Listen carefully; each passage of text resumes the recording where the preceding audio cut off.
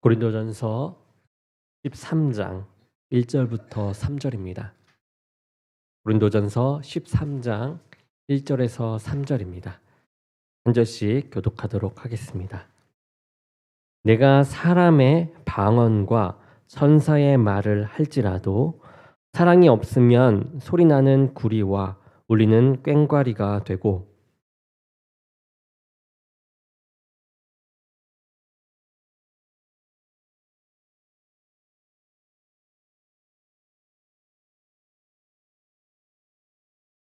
내가 내게 있는 모든 것으로 구제하고 또 내 몸을 불사르게 내줄지라도 사랑이 없으면 내게 아무 유익이 없느니라. 아멘. 오늘 말씀은 사랑이 없으면 아무 유익이 없느니라 라는 제목으로 말씀을 전하겠습니다. 우리가 잘 알다시피 5월은 어린이날 그리고 어버이날과 같은 이 가정과 관련된 이 기념일과 행사들이 많이 있습니다. 그래서 5월을 가정의 달이다라고 그러죠. 그래서 우리 교회에도 오늘은 어린이 주일로 그리고 또 다음 주일은 어버이 주일로 지냅니다. 이 가정에 관한 이렇게 기념일을 정하는 것은 이 가정이라는 공동체가 이 사회에서 얼마나 중요한 의미를 지니는지를 말해주는 것이죠. 가정이 가진 가장 중요한 가치 중에 하나는 바로 사랑입니다. 이 가정은 사랑에 기초한 공동체인 것이죠. 그리고 사랑하는 사람이 모여 이렇게 가정을 이루게 됩니다. 그리고 사랑함으로 자녀를 낳게 되고 또 그 자녀들은 가정 안에서 부모를 통해 최고의 사랑을 경험하며 살아가게 됩니다. 그래서 사람들은 사랑하는 사람들을 열거해 보세요. 또 질문합니다. 사랑하는 사람이 누구입니까? 라고 이야기하면 엄마와 아빠를 비롯한 자신의 가족들을 말하길 주저하지 않습니다. 그리고 육신의 가정과 같이 사랑으로 구성된 공동체가 있습니다. 바로 우리 교회인 것이죠. 예수 그리스도의 십자가의 사랑, 그 사랑으로 이루어진 것이 바로 교회입니다. 그리고 예수 그리스도의 사랑으로 하나님을 사랑하고 또 이웃을 사랑하는 것이 교회인 것이죠. 예수님은 요한복음 13장 35절에 제자들에게 이렇게 말씀을 하십니다. 너희가 서로 사랑하면 이로써 모든 사람이 너희가 내 제자인 줄 알리라 라고 말씀하시죠.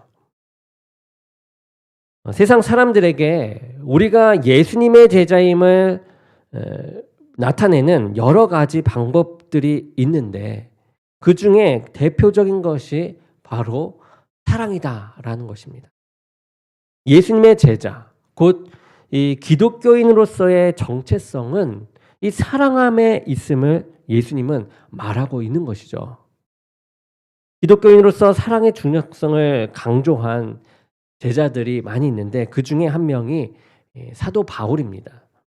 그는 성도들이 행하는 그런 사랑, 행해야 할 그 사랑에 대해서 고린도전서 13장에 구체적으로 기록을 하고 있어요. 오늘 말씀을 통해서 이 사랑의 공동체라는 이 정체성을 가진 기독교인으로서 사랑의 이 중요성을 우리가 살펴보고 사랑이 풍성한 기독교인 또 교회가 되기 위해서는 어떻게 우리가 해 나가야 할지를 함께 보려고 합니다. 먼저 사랑하기 위해서는 우리가 사랑을 하기 위해 부르심을 받았다라는 것을 깨달아야 합니다. 사랑은 이 세상 모든 사람들이 관심을 가지는 삶의 주제이죠. 그리고 옛날부터 사랑에 대한 구전 이야기 또는 소설, 영화 등이 지속적으로 만들어지고 또 이것을 통해서 사람들은 감동을 받습니다. 사람들은 이 세상에 사랑으로 가득하기를 원해요. 가정과 교회 그리고 사회에 사랑이 많기를 원합니다. 그런데 사람들이 기대하는 것만큼 그 사랑이 이 풍성하지가 않죠. 그래서 사람들은 이 사회의 사랑이 예전만 못하다라고 이야기하기도 합니다. 예수님께서도 끝날에 일어나는 그 징조를 말씀하시면서 이렇게 얘기하시죠. 불법이 성함으로 많은 사람의 사랑이 식어지리라 라고 말을 합니다. 세상에 사랑이 식어진다라는 것, 그것은 사랑하고자 하는 사람이 줄어들기 때문이죠. 사랑을 실천하고자 하는 사람이 줄어들고 있기 때문입니다. 사랑을 하고자 하는 사람들보다는 관심을 받고 사랑을 받으려고 하는 사람들이 더 많이 있기 때문이라는 것이에요. 그러한 사람들이 많은 가정, 교회, 사회에 있기 때문에 사랑이 식어질 수밖에 없다라는 것입니다. 그런데 성경은 사랑을 받는 것보다는 사랑을 하는 것에 대해서 가르치고 있습니다. 예수님께서 우리를 부르신 것도 예수님처럼 다른 사람들을 사랑하기 원하시기 때문이에요. 로마서 1장 7절에 로마 교인들을 일컬어서 이야기하기를 로마에서 하나님의 사랑하심을 입고 성도로 부르심을 입은 모든 자라고 말하고 있어요. 이 성도는 하나님의 사랑하심을 입은 사람입니다. 그리고 그러한 하나님과 사랑의 관계를 형성하는 사람들이죠. 그런데 하나님은 당신에 대한 이 사랑이 다른 사람들을 사랑함으로 드러나기를 원하세요. 요한일서 4장 20절에서 21절 말씀을 보게 되면 이렇게 나옵니다. 누구든지 하나님을 사랑하노라 하고 그 형제를 미워하면 이는 거짓말하는 자니 보는 바 그 형제를 사랑하지 아니하는 자는 보지 못하는 바 하나님을 사랑할 수 없느니라. 우리가 이 계명을 주께 받았나니 하나님을 사랑하는 자는 또한 그 형제를 사랑할지니라. 우리가 그리스도인이 되었다라는 것은 하나님과 이웃을 사랑하는 자로 부르심을 받았다라는 것을 의미합니다. 사랑이 성도의 삶의 큰 그만큼 이 중요함을 이제 말하고 있는 것이죠.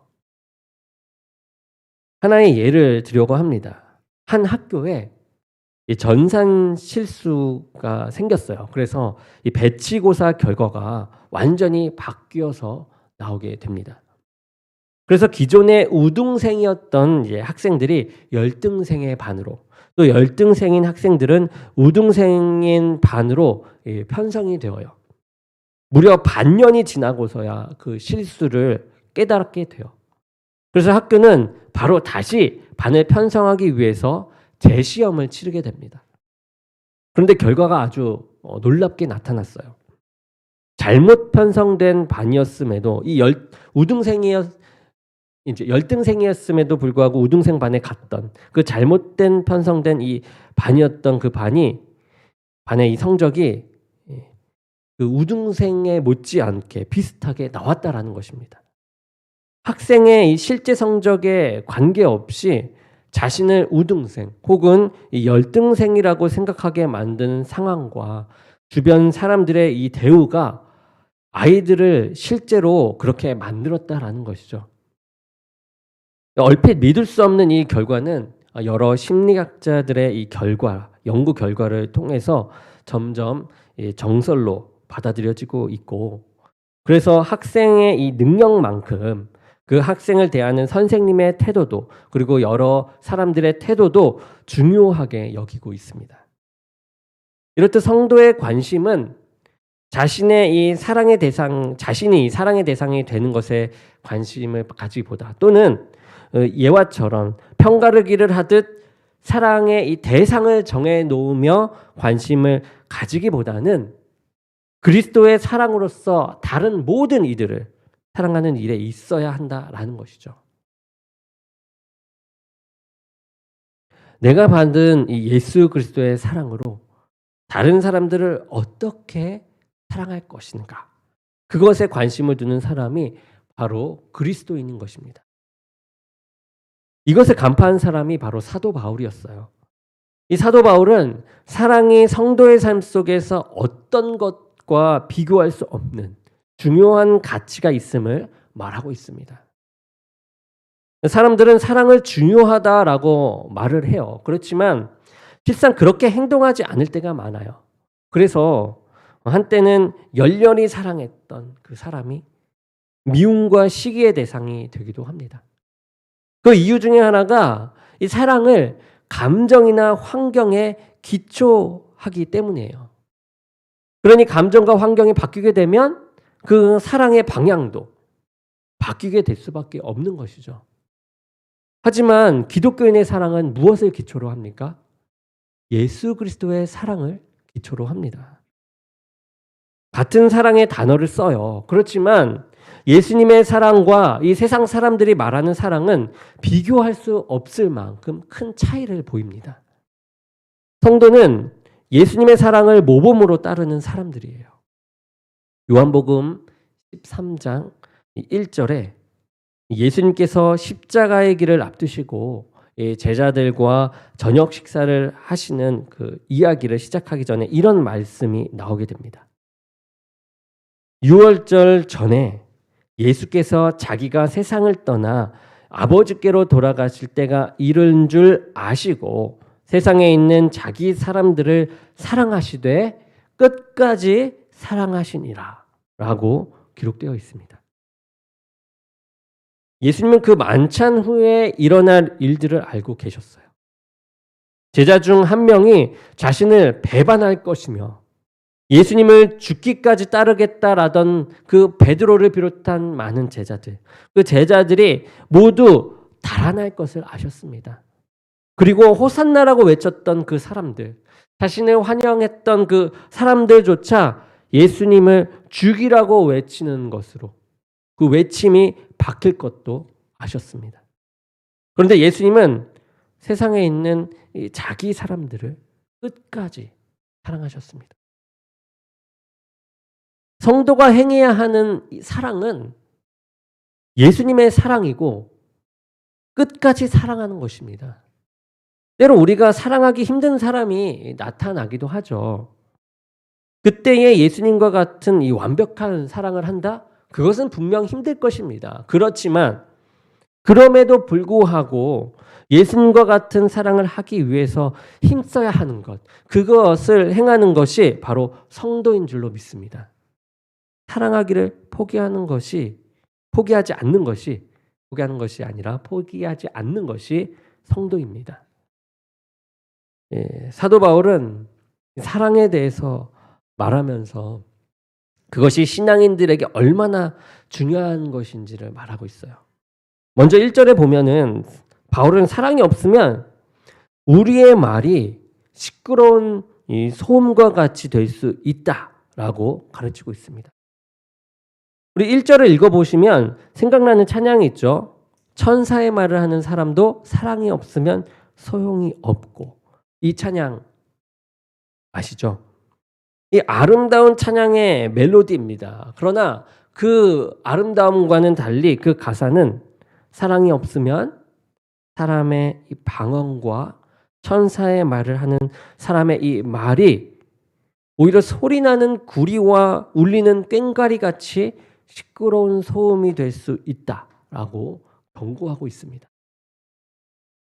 사도행전 2장에 보면 사도들이 성령을 받고 사람의 이 방언을 하는 그런 이야기가 나오게 됩니다.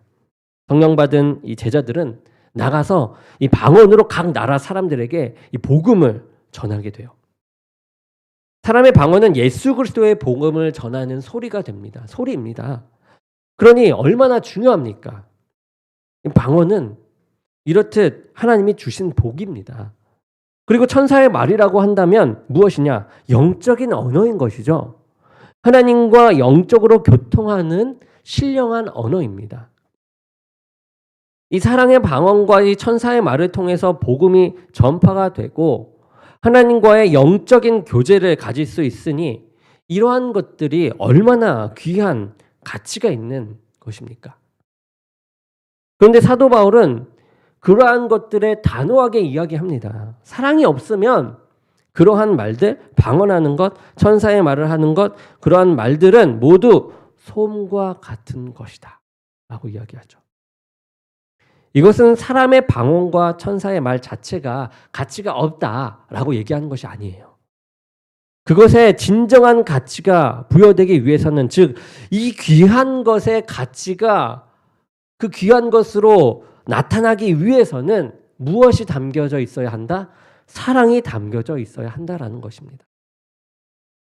성도가 신령한 말을 하는 것은 너무 중요합니다. 그렇지만 그 전에 배워야만 하는 말이 바로 사랑이 담긴 말이라는 것이죠. 그렇지 않으면 우리가 신령하다라고 여기는 말이 시끄러운 소음이 되어버리고 맙니다. 성도는 우리의 언어가 무엇보다 사랑의 언어가 되기 위해서 힘써야 할 것입니다. 사랑함으로 복음을 증거하고 사랑함으로 하나님과 교제할 수 있기 위해서 힘써야 하는 것입니다. 우리가 가족들이나 교우들과 또 이웃들과 이야기할 때도 그 대화가 사랑에 기초해야 한다라는 것이죠. 사랑함으로 격려하고 사랑함으로 훈계를 하고 사랑함으로 말들을 할 때 그것이 소음이 아니라 듣기 싫은 말이 아니라 주의 목소리가 될 수 있는 것입니다. 그리고 사도 바울은 사랑이 없으면 우리가 행하는 신앙적인 능력도 이제 아무것도 아니다라고 말을 하고 있습니다. 2절에서 이제 바울은 예언하는 능력에 대해서 말을 하고 있죠. 예언의 능력은 모든 비밀과 이 지식을 아는 능력입니다. 하늘의 비밀을 아는 것은 대단한 일입니다. 그런데 그 대단한 일보다 중요한 것이 바로 사랑이다라는 것이죠. 사랑은 내가 사랑하는 사람을 더 깊이 알도록 만들어요. 하늘의 비밀을 아는 것도 중요합니다. 그렇지만 사람에 대한 애정을 가지고 다른 사람들을 알고 이해하고자 힘쓰는 것도 중요한 것입니다. 무엇이 먼저 되고는 없는 것이요. 둘 다 중요한 것이다라는 거죠. 그리고 바울은 산을 옮길 만한 모든 믿음에 대해서 말씀하고 있어요. 예수님은 마태복음 17장 20절에 제자들에게 말씀을 하십니다. 이렇게 너희에게 믿음이 겨자씨 하나만큼만 있어도 이 산을 명하여 저기로 옮겨지라 하면 옮겨질 것이요 또 너희가 못할 것이 없으리라 라고 말씀하셨어요. 우리가 산을 옮길 믿음을 가진 것이 얼마나 여러분 대단한 일입니까? 그런데 사랑이 없으면 이것이 아무것도 아니다라고 말하는 것이죠. 오늘 본문 말씀에서는. 예언과 믿음의 이 능력이 대단하기 위해서는 다른 사람들을 사랑함으로 예언하고 믿음의 능력을 행할 때인 것입니다. 그렇지 않으면 그 모든 능력이 아무것도 아닌 것이 돼요. 그리고 우리가 사랑이 없으면 우리의 모든 구제와 또 헌신이 유익이 없다라고 성경이 가르치고 있습니다. 성경은 이 구제에 대해서 강조를 하죠. 잠언 19장 17절에서 이렇게 나옵니다. 가난한 자를 불쌍히 여기는 것은 여호와께 꾸어드리는 것이니 그의 선행을 그에게 갚아주시리라 라고 하셨어요. 그런데 오늘 말씀은 자신의 모든 것으로 다른 사람에게 주는 그 선행이 있다라고 할지라도 그 안에 사랑이 없다면 어떤 유익도 없다라고 말을 하는 것이죠. 사랑이 없는 구제는 하나님의 보상이 없다라는 것입니다. 마태복음 6장 2절에 예수님께서도 같은 말씀을 하세요. 그러므로 구제할 때에 외식하는 자가 사람에게서 영광을 받으려고 회당과 거리에서 하는 것 같이 너희 앞에 나팔을 불지 말라. 진실로 너희에게 이르노니 그들은 자기 상을 이미 받았느니라. 예수님 당시에 어떤 사람들은 구제할 때 나팔을 불었습니다. 그 이유는 구제할 사람을 모으기 위한 것이기도 하지만 또한 자신들의 선행을 사람들에게 선전하고 싶었던 것이죠. 예수님은 이러한 이들은 이미 상급을 받았으므로 하나님께 받을 것이 없다라고 말씀하고 있습니다. 사랑 없는 구제는 하나님께 인정함을 받지 못합니다. 이 사랑 없는 봉사에 대한 한 예화가 있습니다. 좀 극단적인 예화인데요. 미국의 한 남자가 우연히 이 동네에서 봉사 활동을 하게 되었습니다.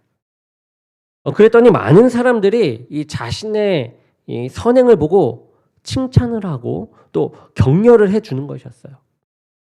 이렇게 사람들의 칭찬과 격려를 받으니 너무 좋았던 이 남자는 점점 더 열심히 봉사를 하기 시작했어요. 그리고 나중에는 더 어려운 사람들을 찾아가서 돕기 시작합니다. 노숙자, 극빈층, 그리고 마약 중독자들을 아무렇지 않게 찾아가서 돕는 그런 모습을 보여요.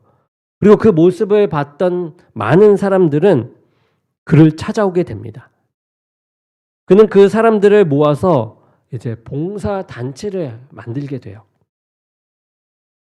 그렇지만 많은 사람들이 이렇게 자기를 따르고 또 아버지라고 부르니까 점점 착각에 빠지기 시작했습니다.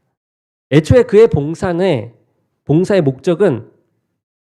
목적에는 그 사랑이 있지 않았어요. 그는 사람들이 자신을 우러러보게 만드는 것, 그렇게 우러러보는 것이 너무 좋았고 그렇게 만들었고, 그리고 어느덧 그는 스스로 그들의 교주가 되어 있었습니다. 더 이상 봉사는 사라졌어요. 이제는 갈취와 폭력 그리고 협박만 남았습니다. 그는 신고를 받고 출동한 경찰까지 이겼습니다.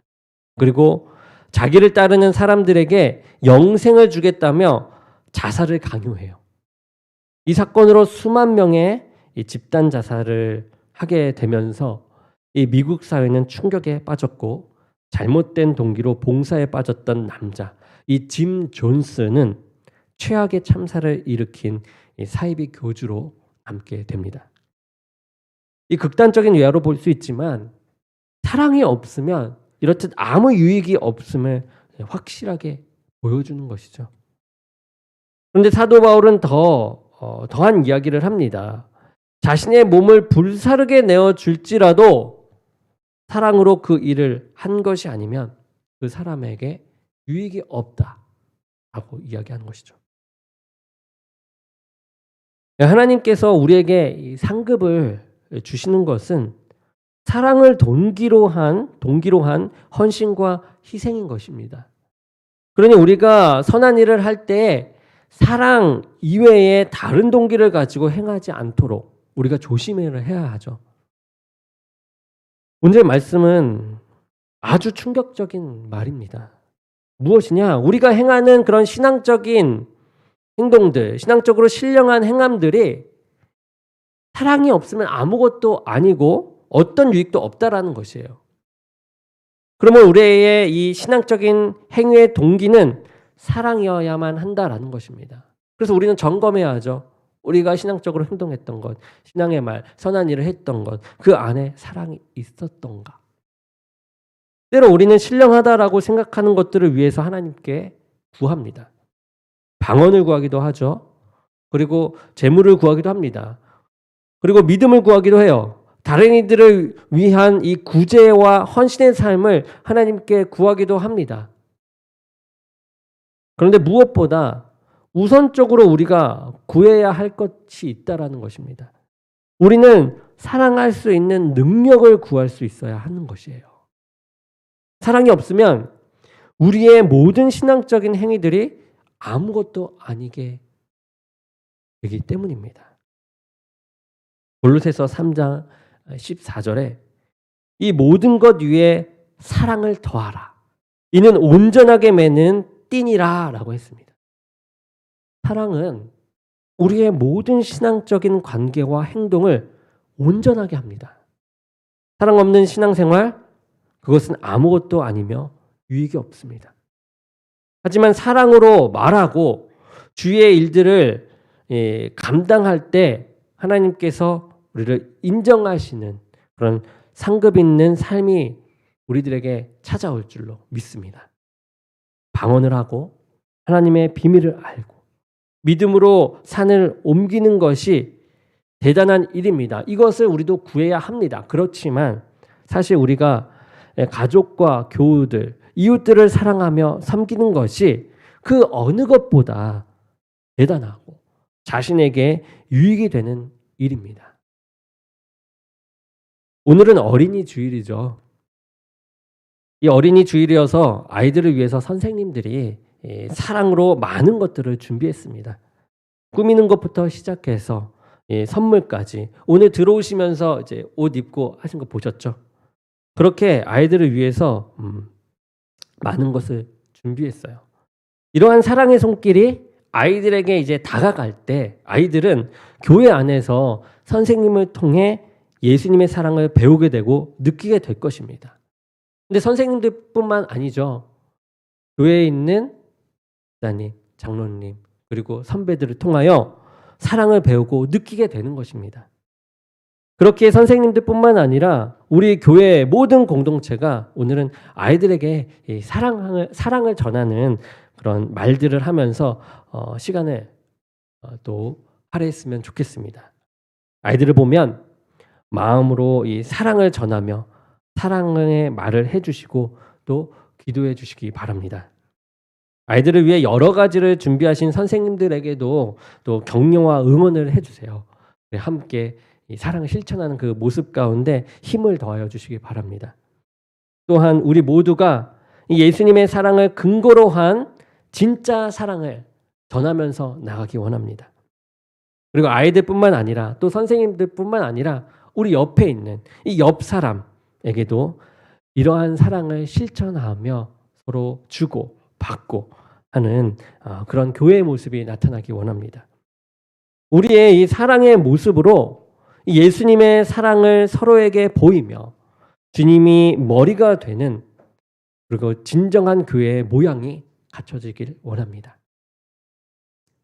가정이 사랑 가운데 회복이 되고 또 더 나아가 교회가 회복이 되고 더 나아가 세상을 회복해가는 하나님의 사랑이 우리들에게 가득하길 원합니다. 사랑이 식어지는 이 세상에 하나님과 사람들을 더욱 사랑함으로 주님의 사랑을 전하는 우리가 될 수 있기를 간절히 축원합니다. 또한 주의 사랑으로 이 세상을 따뜻하게 만드는데 이 작은 사랑의 불이라도 더할 수 있는 저와 여러분이 되기를 주님의 이름으로 간절히 축원합니다. 기도하겠습니다. 사랑의 주님, 오늘은 사랑에 대해서 보았습니다. 이 진정한 사랑, 예수 그리스도의 사랑을 끝까지 실천하며 나아갈 수 있는 무엇보다 중요한 이 사랑을 우리들 가슴속 깊이 새기며 나아갈 수 있는 우리 모두가 되게 하여 주옵소서. 예수 그리스도의 이름으로 기도드립니다. 아멘.